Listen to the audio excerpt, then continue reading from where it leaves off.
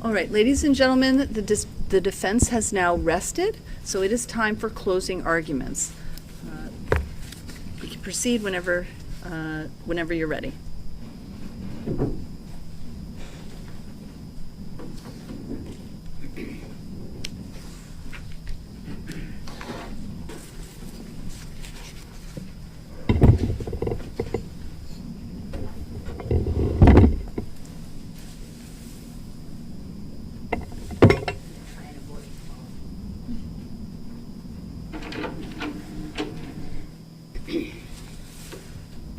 Good morning, ladies and gentlemen.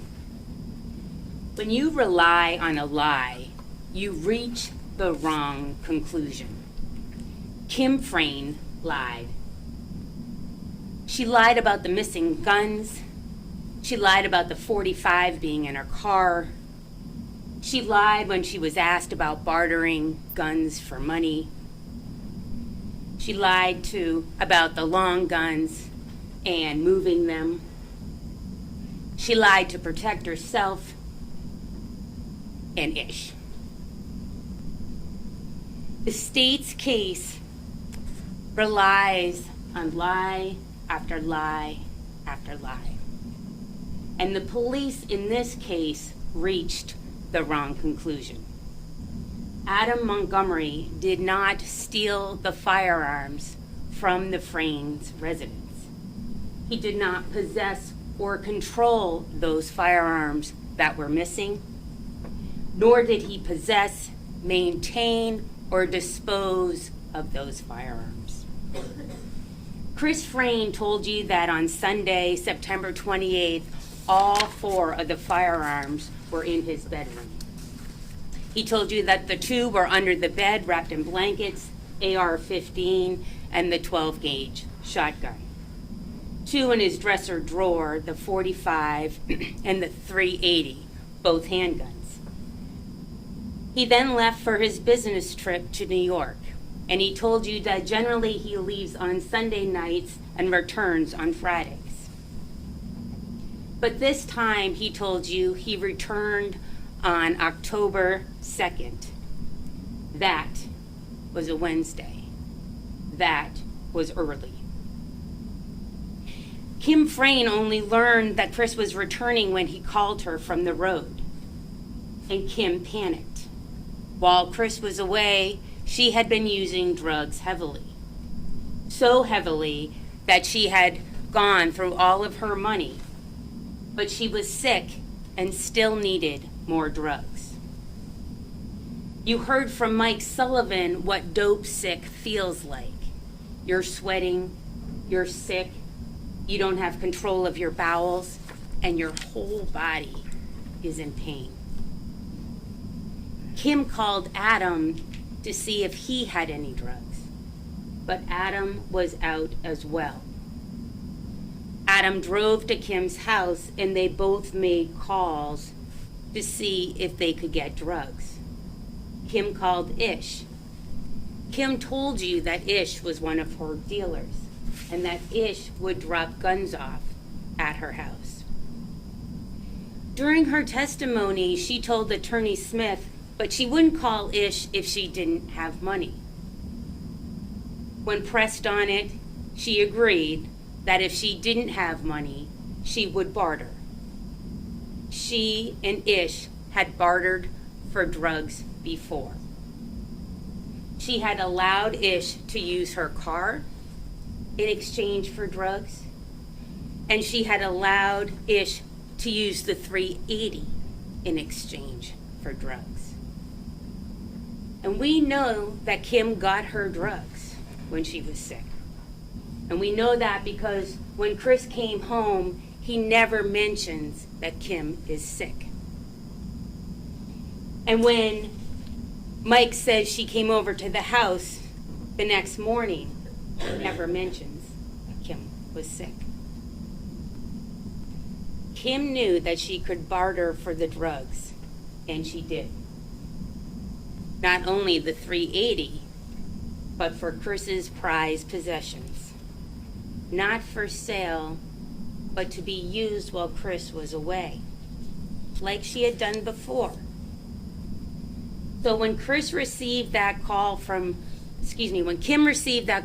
Chris that he was headed home, she freaked out because Ish still had the guns.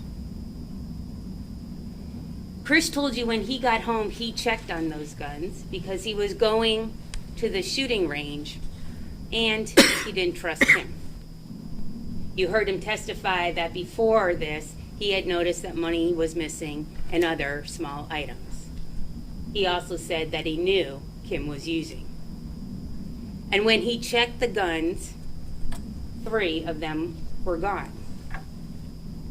But curiously, the .45 remained in the dresser drawer. The gun that Kim liked, the gun that she told you she had carried, the gun that was in the same drawer as the .380. But the .380 was missing. And the gun that was of the highest value, Chris told us that the .45 was worth about $1,000. Chris immediately became suspicious of Kim. And Chris was pissed. Kim told you that he tore the house apart looking for the guns. And he asked Kim repeatedly where they were. She denied knowing anything and kept repeating they must have been stolen. But Chris wasn't buying that story. Chris had a dog that barked when anyone came into the house.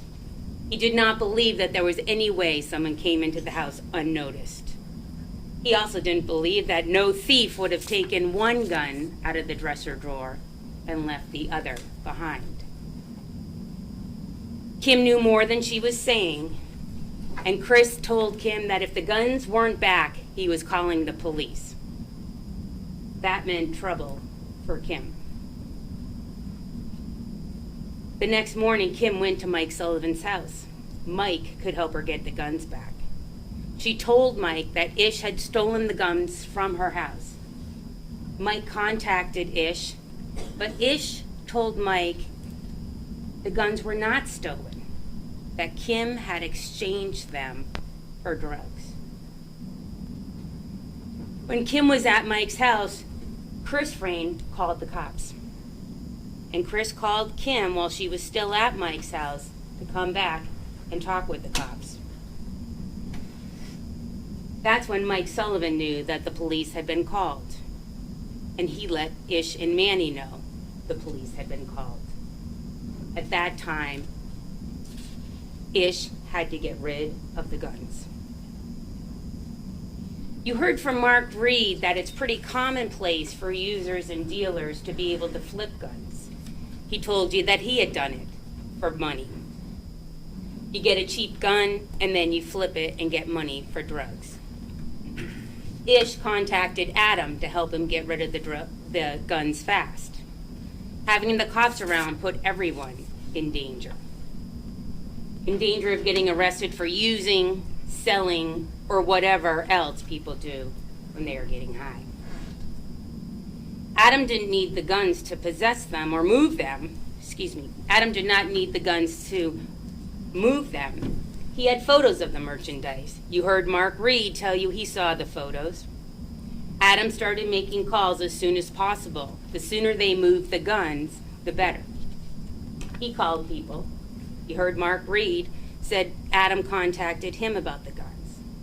You also heard that while they were negotiating, the guns were gone.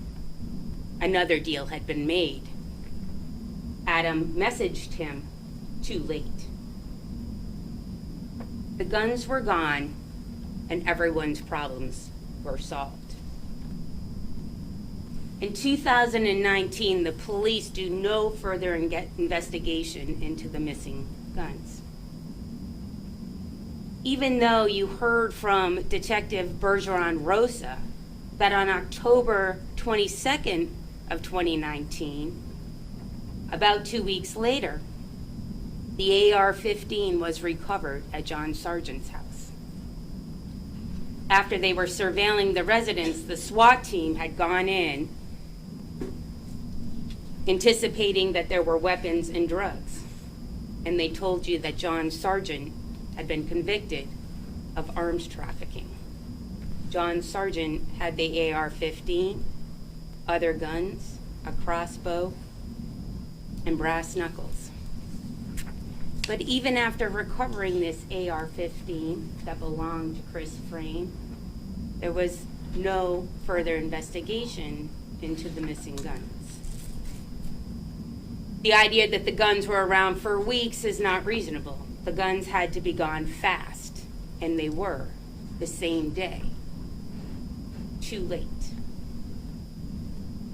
They were not found on Halloween being sold to two white guys, and they were not in the trunk of Adam's car. You also heard that in 2019, Kim was arrested. So just testified to that. And they spoke to Kim about the guns, and at that time she gave the police another story. This one was about Adam being at the house, her moving the guns behind the couch to be closer to her daughter, her leaving for work in the morning, and telling Adam to lock up. She mentioned that Adam was there that night. She hadn't mentioned that before. But the police did no further investigation. You heard that Mike Sullivan was arrested in November 2019 for drugs. You heard that the Manchester Police Department took him into custody and began telling him that they were going to take his kids. Mike told you, they told him, your kids are gone. Mike doesn't want to lose his kids, and he tells the police what he knows. He talks about the Fraynes missing firearms. He says Ish and Manny took the guns, and he mentions Adam. But in 2019, the police do no further investigation into these missing guns. The police do nothing about the missing guns until Adam Montgomery is arrested in 2022. And that's why you're here today. Because in 2022, the Manchester police were involved in a separate investigation. In 2022, the Manchester police wanted information about Adam Montgomery. In 2022, the police wanted Adam arrested and incarcerated. And the police begin to build their case to that end. And how do they do this? They look back at the people Adam was around in 2019. They look at the people who had had police contact with them. And they began contacting people in Adam's circle.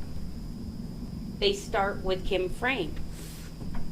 And Kim tells them another story. Adam came over, she fell asleep, she woke up, Adam was gone, the guns were gone, but there was a crack pipe on the table. She doesn't tell them about Ish or Manny, and she doesn't tell them about bartering for guns. She continues to protect herself and her dealer.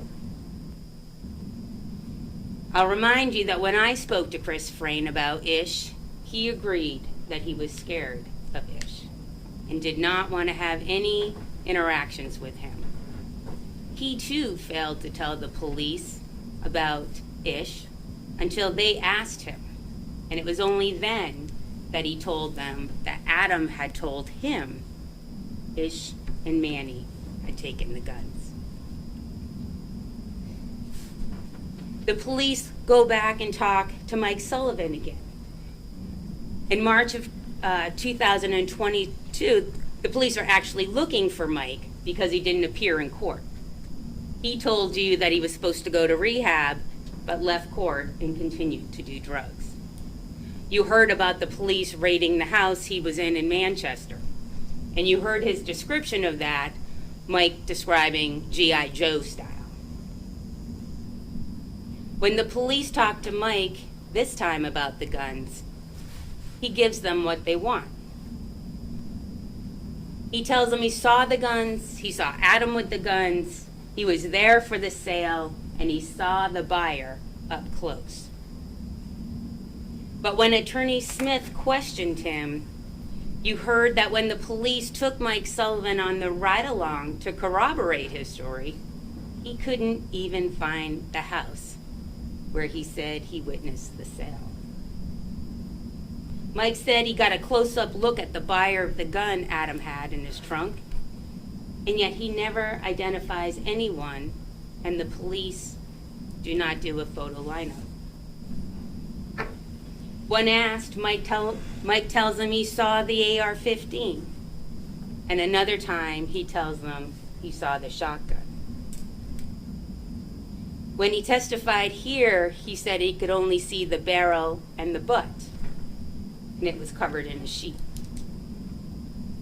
Mike cooperated, and you heard that his charges were dropped. The police talked to Kayla. At this time, Kayla was also in jail for the guns. She had charges for receiving the same 2 guns that Adam's charged with, the 2 guns from the Frayne residence. Kayla told you she didn't do it, and that her and her attorney had gone over the police reports, and that she was going to court to contest the charges at a hearing. Then the state makes an agreement with her. As part of that agreement, she's released on bail. And now Kayla wants to cooperate with the police. And she tells the police what they want to know about the guns. She agreed that when she spoke to the police, she had the benefit of the police reports, she had spoken with her attorney, and she had spoken with others about the case, like Tara Hilbert. After Kayla spoke with the police, the charges of receiving stolen property for the guns were dropped. Her welfare charges were dropped. But she was convicted of perjury, lying to the grand jury during the state's investigation, lying under oath. Kayla Montgomery is a convicted liar. The police then go to Mark Reed. At this time, Mark's in the prison. And he tells the police that Adam did message him about moving guns. Adam contacted him on Facebook Messenger, and he had photos and said he needed to move the guns quickly. Mark tried to negotiate a deal and received a message from Adam too late. Mark told you that he never saw Adam with the guns. He never saw the guns. Just the Facebook message about a deal. The police contacted Kevin LaBelle in 2022. At that time, Kevin was in a halfway house, but the police talked to him about information they had gathered. And the police asked him if he had bought a gun from Adam. And Kevin LaBelle said no. In 2023, the police go back to talk to Kevin LaBelle. This time, he's back in prison. He has a new charge. This time, Kevin tells the police he bought the gun from Adam. He held the gun, and he fired it off. Kevin checked all the boxes. And in fact, you saw Kevin LaBelle testify.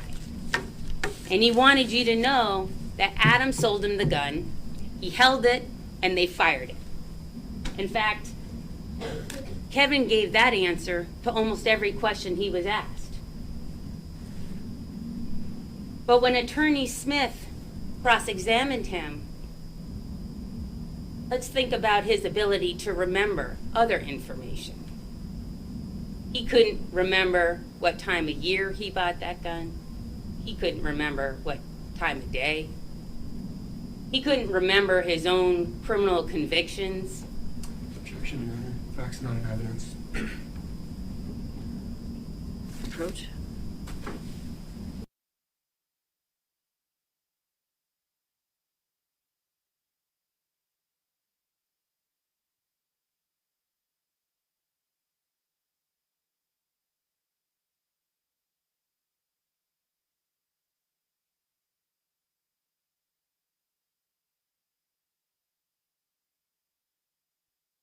The objection's overruled.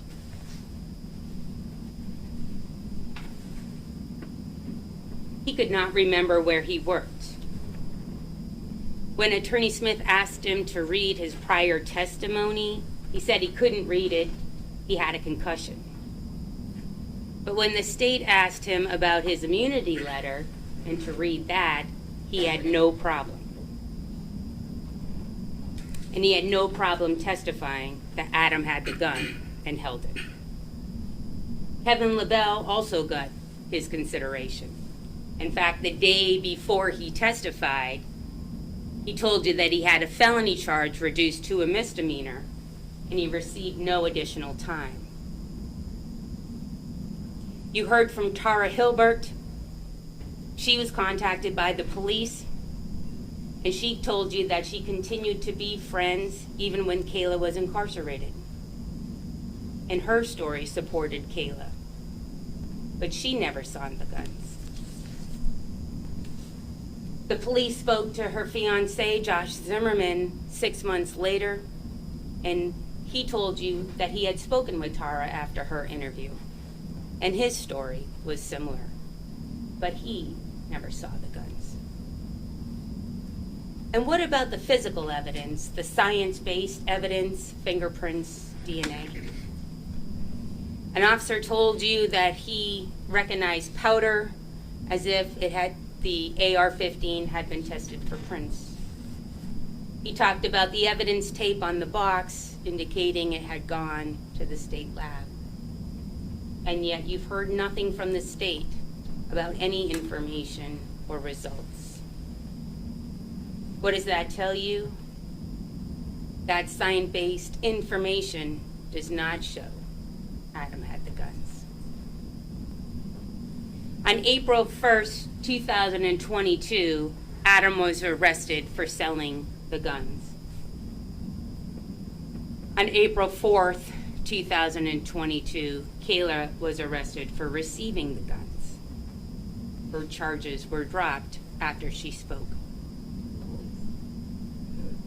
The state wants you to believe that all of their witnesses are saying the same thing, but if you look closely at each one of the inconsistencies, each one has a possible motive to help themselves or another.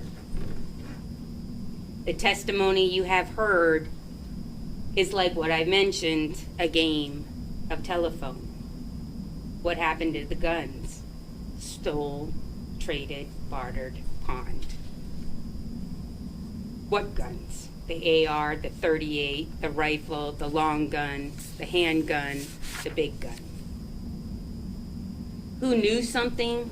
Chris, Manny, Kim, Mike, Adam, Mark, Kevin, Tara, Josh. Where were the guns? In the attic, in a trunk, at a house, in the walls, in a ceiling. Who bought the guns? 2 white guys, a Hispanic guy, 2 black guys.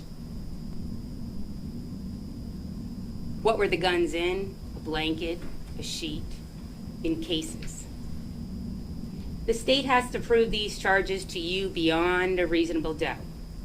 And when you look at the testimony and evidence in this case, there is doubt. The inconsistencies cannot be made into one consistent, believable story. For example, the theft of the guns from Kim's house. You can see this in different scenarios. Kim needed drugs, but she was out of money. She reached out to her dealer, Ish, but did not hear back, so she called Adam. But before Adam arrived, Ish came over and gave her the drugs she needed. In turn, she gave him the drugs. Adam arrived. She was passed out from the drugs after being up for 3 days. She bartered for the drugs, allowed the guns to be used, and returned before Chris was home. But Chris came home early. The police were called, and the guns had to be getting rid of. Or another scenario, Kim called Adam and he came over. They were both in need of drugs. They called for the drugs, but no one came. Adam left before Ish came over, and Kim exchanged the guns for drugs when Adam was gone. Or a third, Adam came over when Kim called. They did drugs. She went to sleep. He took the guns and took them home. If any one of these scenarios is reasonable, then there is reasonable doubt. The same is for the sale of the guns. Based on what you heard, you could conclude that Adam did help Ish in selling the guns based on the photographs. He never had the guns, therefore he did not possess or control them. Or in another scenario, looking at the evidence, you could conclude that Ish came to Adam trying to sell the guns. Adam didn't have money, but offered to help Ish move the guns in exchange for Objection, Your Honor. drugs. Those are facts, not evidence. Sustained. If both of these are reasonable, that is reasonable doubt. Anyone can accuse a person, even the police. The police wanted Adam Montgomery. They used the police you saw during the trial to try and corroborate their conclusion. The information the police generated using the tools of pressure, threatening, or offering them something they wanted. The evidence that you have heard was manufactured over time for the police. When you base your investigation on a lie, you get the wrong conclusion. At the beginning of this case, you were asked if you could find Adam Montgomery not guilty if the state could not meet their high burden beyond a reasonable doubt. You all agreed that you could. The reason to find Adam not guilty here today is bigger than just Adam Montgomery or any of the other witnesses. It is to maintain a criminal justice system that does not allow the police to make a single conclusion about a person and then conduct an investigation that only looks for the evidence that supports their conclusion and get the result they are seeking. Adam did not steal Chris Frayn's guns. No one did. Kim lied after she had traded them for drugs. When the police were called, the guns had to be moved. Adam made calls to move those guns. This did not require him to possess them. He communicated with people by phone, text, and Facebook message. Drug dealers do not trust their users. The reason that they're in business is because those folks want drugs. Ish was smart enough not to trust anyone with the guns. He controlled what happened to the guns. Adam made the connections with the people, the potential buyers, but he did not control the guns or who got them. We ask you to find Adam Montgomery not guilty.